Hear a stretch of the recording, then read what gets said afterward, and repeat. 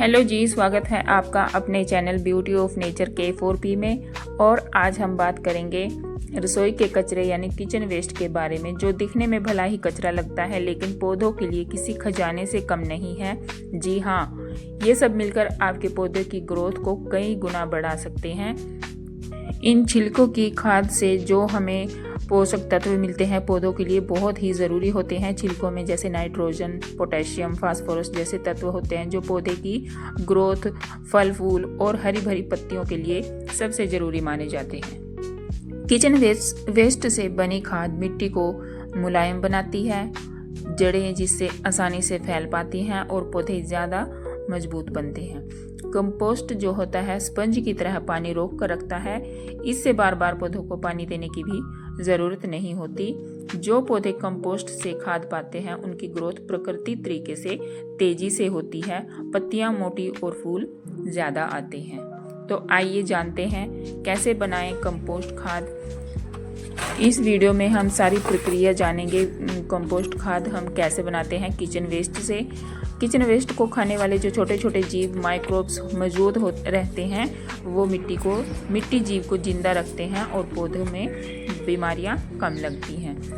अगर आप भी अपने पौधों में किचन वेस्ट की खाद का यूज़ करते हैं तो आपको बाज़ार से केमिकल खाद लेने की ज़रूरत बिल्कुल भी नहीं पड़ेगी। सब्जियों के छिलके या फल के छिलके बारीक बारीक काट कर आप उनको खाद में कन्वर्ट कर सकते हैं। इस वीडियो में हम आपको पूरा प्रोसेस दिखाएंगे। देखिए, मैंने खाद बनाई है। खाद बनाने के लिए मैंने जो है 2 बर्तन लगा रखे हैं, एक बाल्टी लगाई हुई है और एक जो है ड्रम लगाया हुआ है। और उसमें मैं खाद को बनाती हूँ। एक को बनाकर यूज़ कर लिया जैसे, फिर दूसरे को भर देती हूँ, फिल कर देती हूँ। और यह खाद आपकी 2 महीने में 3 महीने में बनकर रेडी हो जाती है। अगर सर्दियां हैं, जैसे अब सर्दियों का सीज़न है, तो 3 महीने ज़रूरी लगेंगे इस खाद को बनने में, और गर्मियों में तो 2 महीने में ही बनकर रेडी हो जाती है। और ये मेरे ड्रम की खाद जो है बिल्कुल देखिए गहरे काले रंग की तैयार हो चुकी है। इसके काला होने के क्या कारण है, क्या फ़ायदे हैं? जब किचन वेस्ट और सूखे पत्ते पूरी तरह से टूट जाते हैं और उनमें मौजूद कार्बन और जैविक पदार्थ ह्यूमस में बदल जाते हैं। ह्यूमस का प्राकृतिक रंग जो होता है वो काला होता है। काला कंपोस्ट बताता है कि इसमें नाइट्रोजन, फास्फोरस, पोटेशियम, माइक्रोन्यूट्रिएंट्स बहुत अच्छी मात्रा में मौजूद हैं।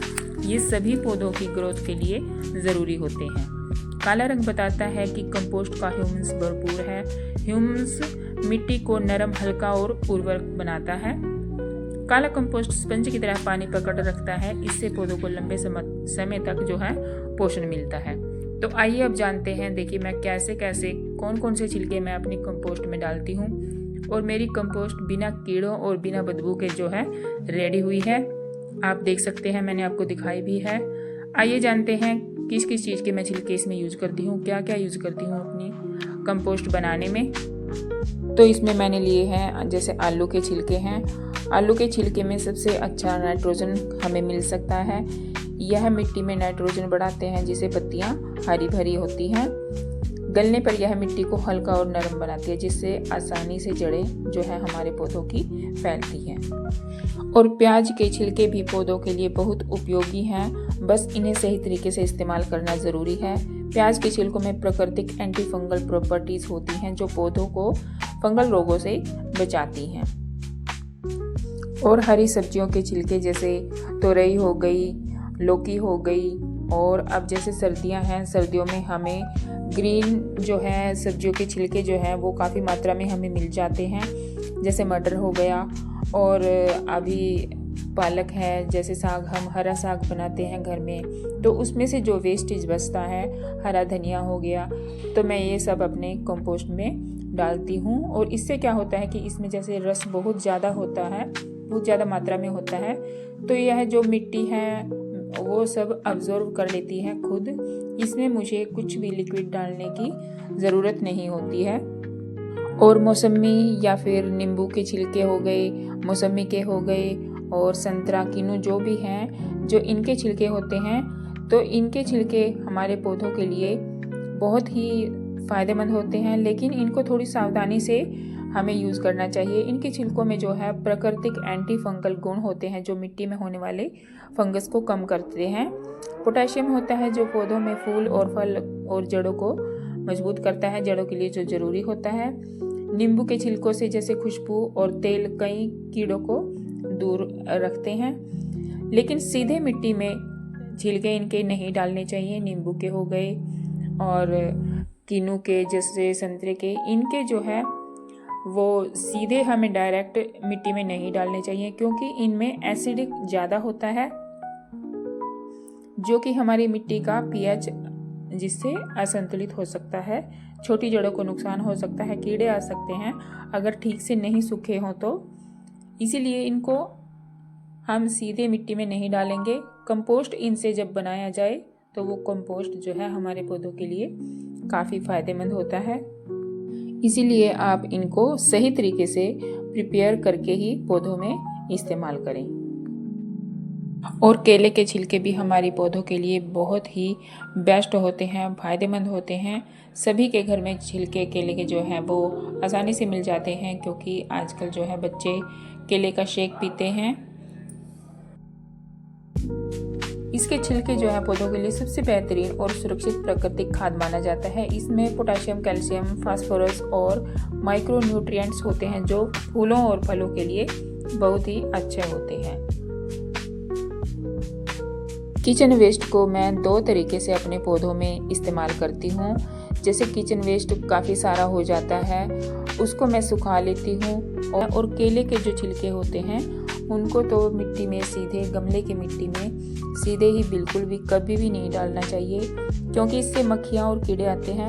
और बहुत ज़्यादा कच्चे छिलके डालने से मिट्टी में ज़्यादा नमी हो जाती है। इंडोर प्लांट्स में तो बिल्कुल भी ऐसा ना करें। तो मैं सुखाकर 2 इंच मिट्टी होती है जो गमले की, उसकी गुड़ाई करके मिट्टी को थोड़ा हटा के उसमें कंपोस्ट सूखा हुआ जो है ये सूखा हुआ किचन वेस्ट उसको डाल देती हूँ। फिर ऊपर उससे मिट्टी से ढक देती हूँ। उससे क्या होता है कि पौधे को आराम से ज़रूरत के हिसाब से न्यूट्रिएंट्स उसको मिलते रहते हैं और जो है वो कंपोस्ट में कन्वर्ट होता रहता है। और दूसरा जो है मैं ये इकट्ठा कर लेती हूँ, उसको मैं कंपोस्ट में कन्वर्ट करती हूँ और फिर मैं खाद के रूप में उसको इस्तेमाल करती हूँ। ऐसे मैं अपने किचन वेस्ट को इस्तेमाल करती हूँ अपने पौधों में। और घर के कचरे का, किचन वेस्ट का खाद बनाकर आप घर का कचरा भी कम करते हैं और प्रकृति को भी मदद मिलती है साफ सुथरा होने में। और अपने कंपोस्ट खाद में मैं एलोवेरा का भी यूज़ करती हूँ।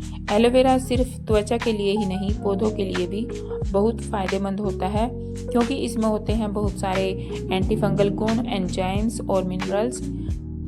एलोवेरा का जो जेल होता है वो प्राकृतिक रूटिंग हार्मोन की तरह काम करता है। नई कटिंग्स इसमें जल्दी पकड़ करती हैं और हम इनको जैसे कंपोस्ट में कन्वर्ट करेंगे तो यह हमारी मिट्टी को और भी मजबूत करेगा। एलोवेरा में जो मौजूद गुण होते हैं वो मिट्टी के फायदेमंद जीवाणुओं को एक्टिव करती है। एलोवेरा का इस्तेमाल भी आप पौधों के लिए कई तरीके से कर सकते हैं। जैसे पौधा रिपोर्ट कर रहे हो, रिपोर्ट करते समय जड़ों पर बहुत हल्का सा एलोवेरा जेल लगा दें, इससे ट्रांसप्लांट शॉक बहुत कम होता है। एलोवेरा गुदा जो होता है कंपोस्ट में डालने से डीकम्पोस्ट जो होती है, डीकम्पोजिशन वो बड़ी तेज़ी से होती है। लेकिन ध्यान रखने वाली बात है इसमें एलोवेरा जेल बहुत ज़्यादा ना दें वरना मिट्टी चिपचिपी भी हो सकती है। सैकुलेंट और कैक्टस पर स्प्रे कम मात्रा में करें क्योंकि इनमें कम ही नमी चाहिए। जेल को पानी में मिलाकर ही स्प्रे करें अगर आप ऐसा करना चाहते हैं, वरना तो आप अपनी मिट्टी में ऐसे कंपोस्ट बनाते हो तो अपने कंपोस्ट में ऐसे डालिए और मिट्टी को उर्वरक बनाइए। और मैं अपने कंपोस्ट बनाने के लिए मैं जो है ब्राउन कार्डबोर्ड का भी यूज़ करती हूँ। ब्राउन कार्डबोर्ड यानी ब्राउन मटेरियल जो होता है वो हमारा सूखा भूसे के रूप में भी हो सकता है और ब्राउन कार्डबोर्ड यानी कि जो पक्का गत्ता होता है उसके रूप में भी हो सकता है। इससे क्या होता है कि जो कंपोस्ट में वो कार्बन है वो उसको संतुलित करता है और सड़ने में बदबू नहीं आने देता। जो जैसे हम हरी सब्जियां डालते हैं, इसमें छिलके डालते हैं, हरी सब्जियों के पत्ते जो होते हैं उनको, उनमें से जो बदबू आती है सड़ने के बाद वो नहीं आने देता। डीकम्पोस्ट अच्छे से होता है। कंपोस्ट को फूला फूला बनाता है। कार्डबोर्ड के छोटे छोटे टुकड़े देखिए, मैं इनको रखती हूँ, बचा कर रखती हूँ और भिगो कर भी रख लेती हूँ। जैसे काफ़ी सारे हो जाते हैं तो भिगोने के बाद ये एक कम मात्रा में जो है दिखने लगते हैं। और कार्डबोर्ड क्या करता है कि कंपोस्ट को फूला फूला बनाता है। कार्डबोर्ड के छोटे छोटे टुकड़े कंपोस्ट को एयर फ्लो देते हैं, इससे कंपोस्ट दबता नहीं है और जल्दी जो है वो रेडी हो जाता है। नमी को कंट्रोल करता है, पानी को भी सोखता है और ज़रूरत पड़ने पर छोड़ता है। इसीलिए कंपोस्ट जो है ज़्यादा गीला भी नहीं होता और ना ही ज़्यादा सूखा होता है। तो हमने एक बाल्टी ली है, उसमें नीचे हमने छेद किए हैं जिससे कि हवा नियंत्रित आती जाती रहे, और बिछाई है हमने कार्डबोर्ड की एक लेयर, फिर मिट्टी डाली है, फिर ऊपर सूखा कचरा जो मैंने इकट्ठा किया हुआ है, इकट्ठा करके रखती हूँ, उसको ढक कर रखती हूँ ताकि बदबू ना आए। और ये जो है मेरे प्लांट्स के ही हैं, जो प्लांट्स एक्स्ट्रा जो पत्तियाँ निकलती हैं वो हैं, उनकी लेयर बिछाई है। और 1 बाय 1 करके हम इसमें लेयर लगाते जाएंगे, देखते जाइए आप।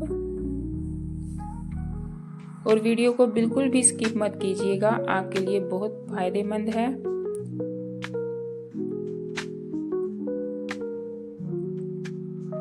इससे क्या होगा कि आप भी घर पर खुद अपने पौधों के लिए खाद बना सकेंगी।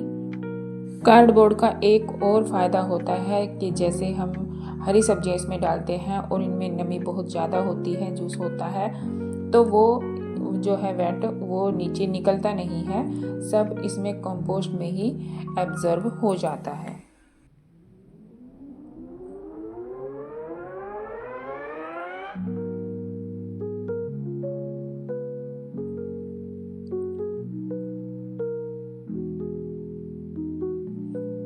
तो हमने अपनी जो बाल्टी को है वो पूरा फिल कर लिया है। फिल करने के बाद ऊपर हमने एक मिट्टी की जो परत है वो लगा दी है, मोटी परत जो है लगा दी है। और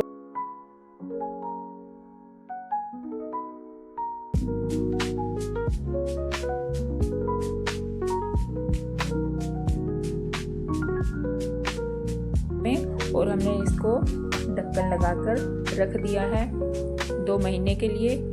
और एक ड्राम जो है मैंने इसको भी फिल किया है, इसमें से जो है बनी खाद उसको निकाल दी है और फिर से इसको फिल कर दिया है। ऐसे ही 1 बाय 1 लेयर मैंने इसमें लगा दी है। किचन वेस्ट की जो बदबू होती है ना, ये जो हरे छिलके होते हैं सब्जियों के फल फूल, ये सब्जियों के फल का जो कचरा होता है, वेट होता है इसका, तो बदबू बनती है। कार्डबोर्ड इसे बैलेंस करके बदबू को कम करता है और बैलेंस कंपोस्ट में कीड़े कम लगते हैं। कार्डबोर्ड जो होता है मॉइस्चर बनाकर रखता है, इसे संभव बनाता है। और ये देखिए 3 महीने बाद हमारे जो है वो खाद जो है ड्राम की बनकर रेडी हो गई है। तो ये थी मेरी छोटी सी कोशिश जो आपके सामने प्रस्तुत की है। किचन वेस्ट से कंपोस्ट कैसे बनाते हैं और इसके क्या फ़ायदे हैं, यह था। वीडियो आपको कैसी लगी कमेंट बॉक्स में ज़रूर बताएं।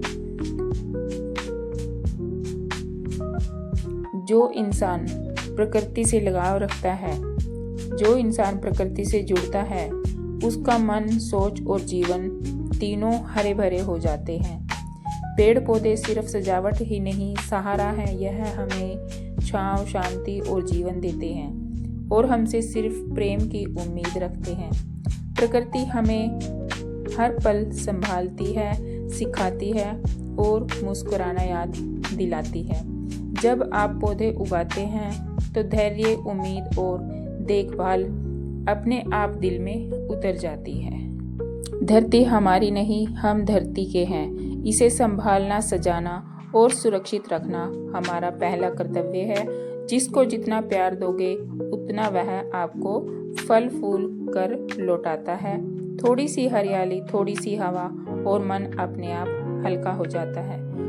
यह हमारी आदतें सफाई, मन में शांति और जीवन में संतुलित लाती हैं। तो यह वीडियो आपको कैसी लगी? पसंद आई हो तो लाइक शेयर ज़रूर कीजिएगा। अगर चैनल पर नए हैं तो चैनल को सब्सक्राइब कीजिएगा। धन्यवाद।